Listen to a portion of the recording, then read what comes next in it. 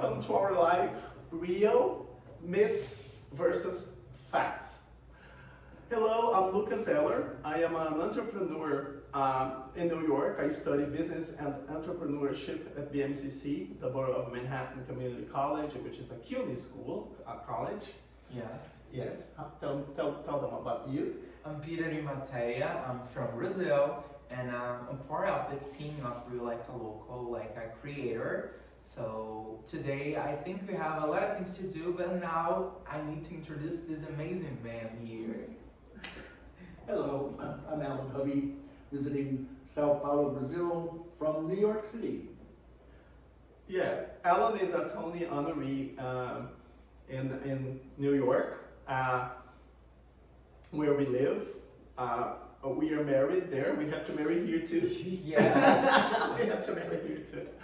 So the reason why we're doing this live is because, we spent some time in Rio de Janeiro back in July and August.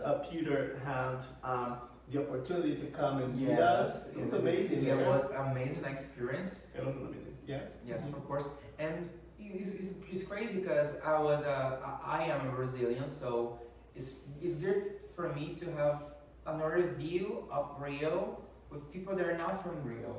That's really good. That's great. That's what myths and versus facts is all about.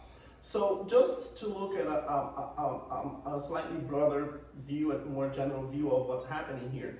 So with the study abroad program of CIE, which I'm a global ambassador for, and that's the reason why I'm here in the city of Sao Paulo. My campus is not too far from here. I'm taking this course, this business course, and it's part of a program from the Council on International Educational Exchange, CIE, which is an American college that's been around since 1947. The program is called Leading Change in Latin America. The way we even can use the term Eurocentrism, the Eurocentric view of the world, North America and Europe, does always portray Latin America the way it should. So we're bringing Americans here to help enlighten everyone. And if you want to add, Alan? Well, I think one of the first issues we want to address is safety, because it seems to be a major concern, at least where we are, when we say we're going to Brazil, people are like, oh, be careful.